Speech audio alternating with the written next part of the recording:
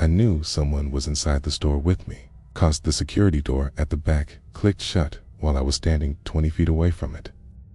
That soft metal latch sound didn't belong in the silence of 2:14 a.m., not when I was supposed to be the only employee on shift. I lifted my head slowly from the register. The aisles stretched out in perfect rows. Cold drinks glowed behind glass, and the buzzing neon sign outside flickered blue against the window. Nothing moved, not a customer, not a shadow, but the noise, soft, definite, was still in my ears. My first thought was simple. I misheard. My second thought came faster. No, I didn't. I wiped my palms on my uniform. The store had that stale smell, chips, bleach, freezer air. I could hear the hum of the fridge units. And underneath it, something else. A faint shuffle, like fabric. Against tile, my throat tightened. Hello? My voice felt small. Too small for the space. No answer. I walked out from behind the counter slowly. The automatic door's sensor light stayed dim. No recent entry. The parking lot outside was empty except for the cheap red car that had been there since I started my shift at midnight. I hadn't seen the driver. I passed the snack aisle, then the cleaning aisle. My shoes squeaked on the tile. The sound echoed like it didn't belong here. 20 feet away, the employee's only door was shut. It shouldn't have been. I reached for the handle. It shook just for a second, like someone on the other side had let go before I could notice. But I noticed. The metal vibrated under my skin. I stepped back. My heart started pounding in a tight, painful rhythm. I tried to swallow, but my mouth was dry. I turned around to fast hand, scanned the aisles again. The stretch of fluorescent light made everything look flat. The candy aisle, the freezer doors, the coffee machine that dripped once loud enough to make me jump. Then I saw it. One freezer door was fogged over from the inside. The others were perfectly clear. Just that one cold breath smeared across the glass like someone had leaned there, face against it. I took a step. Another. My hand hovered near the handle. A sudden clatter behind me snapped me around. A display of chip bags had tipped slightly, matte, falling, but leaned, like someone brushed past it. I backed away from the freezer. I could feel the prick of panic, sharp and rising. My brain worked in quick jumps. Call someone. Check the back door. Run. The thought embarrassed me, but only for a second. Fear pushed it away. I pulled out my phone. No signal inside the store. It always had signal. That was my first mistake. I stared at the screen. The bars were gone. It shouldn't have been possible. A tap on the glass window behind me made me whip around. Outside, the red car door was now open. The interior was pitch black. No driver. No sound. Just that open door like a mouth waiting for someone to notice. My breathing sped up. I backed toward the counter. I needed the panic button. It's the one under the register. My fingers shook as I reached for it. Then a voice, soft, right behind me. Don't. I froze. My brain didn't register the word at first. It's just a tone. Calm, almost gentle. I forced myself to turn. A man stood at the far end of the aisle, tall, wearing a dark coat. His face was wrong, not monstrous, just wrong. Like he was smiling with his eyes, but not his mouth. I tried the back, he said quietly. It's locked. He took one step forward. His shoes made no sound. I didn't hear the bell. I stammered. He tilted his head. I didn't use the front door. That cold realization hit me like ice in my chest. The freezer door behind me hissed like pressure, releasing. He walked closer, too casually. His hands stayed in his pockets. You've been alone for hours, he said softly. People don't notice how easy it is to not be seen. My hand found the panic button under the counter. I pressed hard. Nothing happened. No alarm, no sound. He smiled wider, not with warmth, with intent. Those emergency lines. They root through the back room. Did you know that? He leaned forward slightly. I do. My throat closed. A pulse pounded in my ears loud enough to drown out the fridge hum. Why are you here? I whispered. He didn't answer. Not directly. Instead, he lifted his hand. He was holding a key. My key. My name tag attached to it. I didn't understand how he had it yet. But I would, because he stepped to the left, just a fraction, and I saw something behind him, a second figure in the employee doorway. Not moving, not breathing, just watching. My knees buckled, and my vision pulsed. I blinked, but the second figure didn't disappear. The man turned his head just slightly, like he was listening to something only he could hear. You should have stayed behind the counter, whispered. The lights flickered. The freezer fog vanished, and the man was gone. Just gone. But the key was still on the tile, right where he had stood. The second figure, also gone. I stood frozen, listening, waiting, trying to decide whether to run or hide. My instincts screamed both. When the police came hours later, they found the back door unlocked. My key in it, a car door open, no footprints in the snow.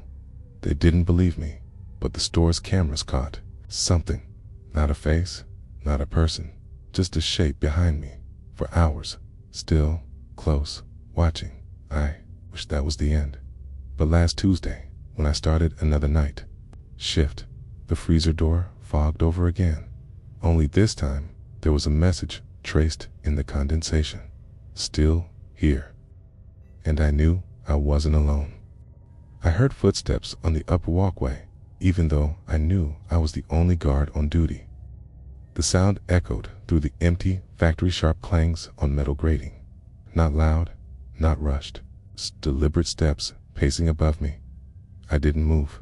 I just listened. 1, 2, 3. They stopped directly over my head. The industrial facility was a dead zone at night. Machinery silent, conveyor belts still. The smell of oil and cold steel hanging in the air. Emergency lights cast everything in red glow, like the place was bleeding shadows. I told myself the footsteps were settling metal, old pipes. Anything but human. But the next sound shattered that lie. Breathing, not mind, from the walkway above.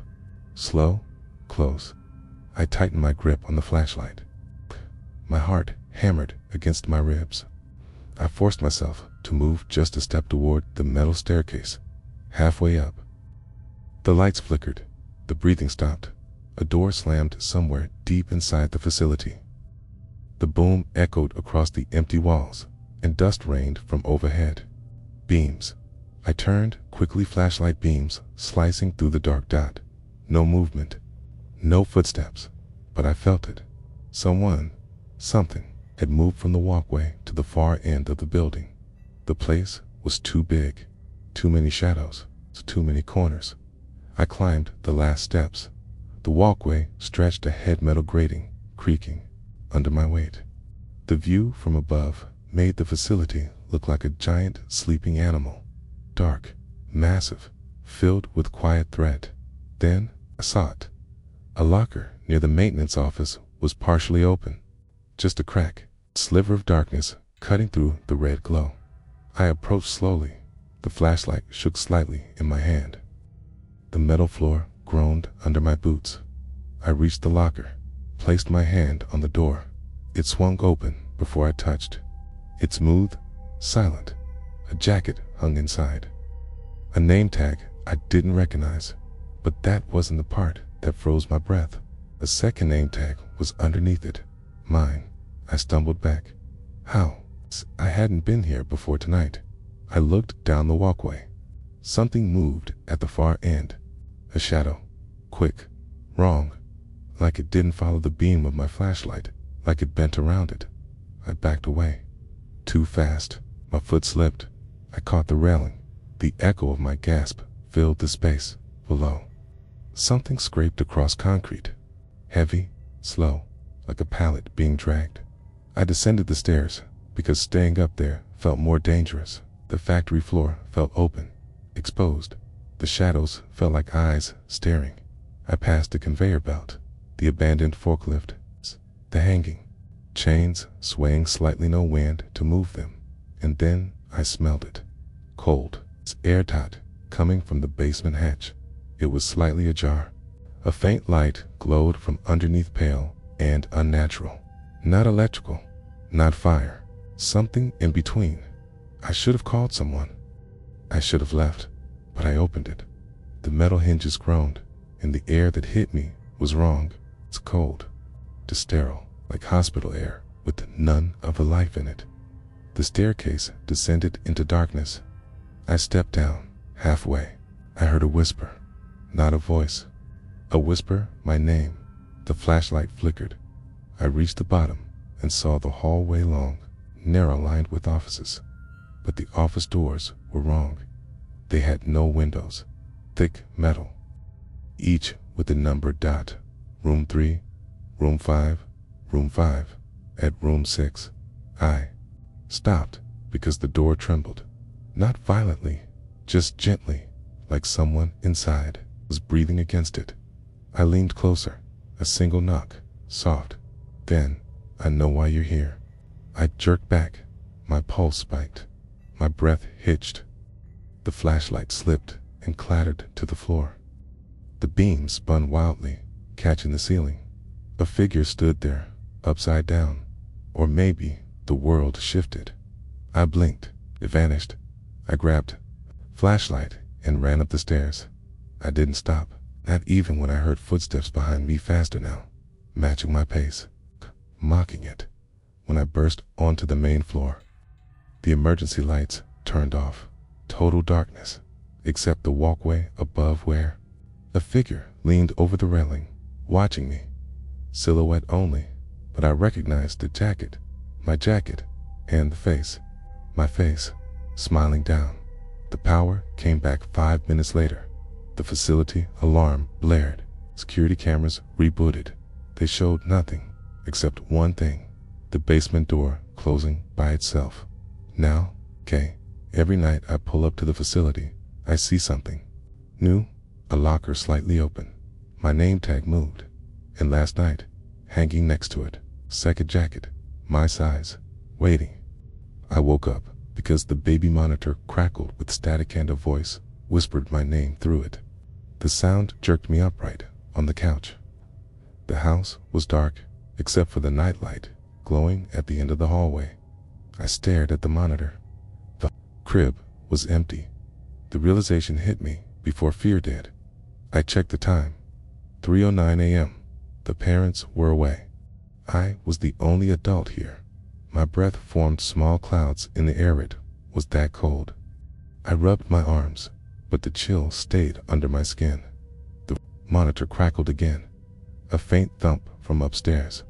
I stood slowly, trying to keep my breathing steady. The floorboards creaked under my weight. Akiba. The hallway stretched in front of me, shadows shifting with each step. Halfway to the stairs, the monitor went silent. Too silent. I climbed. The house smelled like lavender and something older. Dust, wood, a faint metallic scent that didn't belong at the top of the stairs. The nightlight flickered once, then died. The hall plunged into darkness.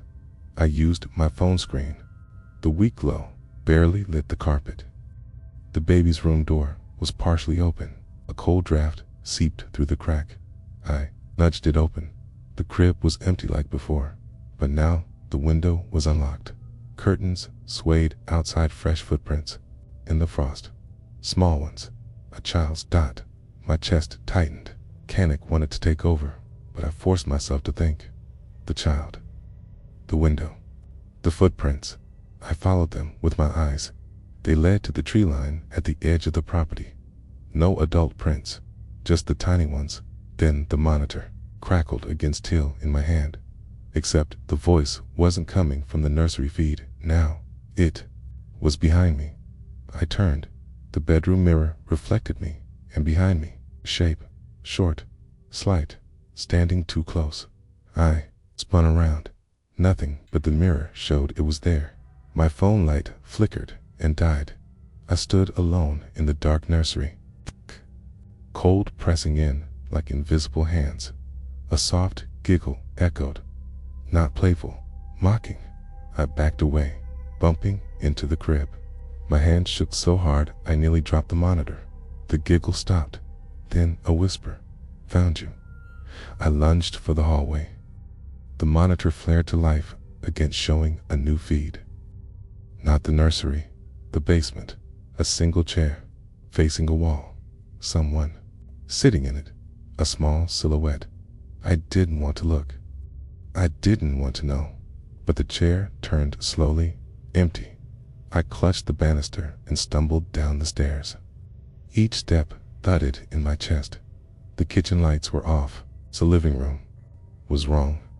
Shadows, too tall. Corners, too sharp. The back door was open, just a crack. Cold air poured in.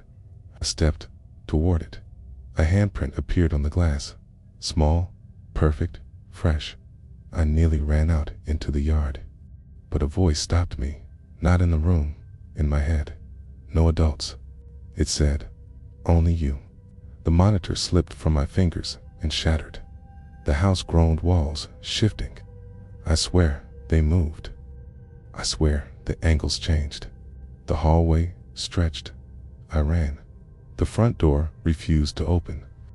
The lock turned, but the door held like something leaned against it behind me. Soft footsteps on the hard wood. One pair, then two, then three. Children, laughing now, all around me. The lights flickered for a moment. I saw them, not ghosts, not monsters, just children. Eyes, two dark smiles, too wide, hands reaching. I slammed my back against the door. My vision blurred. When the parents returned at dawn, they found the house undisturbed. The child asleep in her crib. The monitor intact, and me sitting upright on the couch, still unable to speak. Every night since. At 3:09 a.m., my phone buzzes even, on silent mode with a notification from the Baby Monitor app. A live feed request from the basement with a caption, "Playtime." I haven't accepted it, not yet, but I'm starting another shift tonight, and if the request comes again, I don't think I'll be given a choice.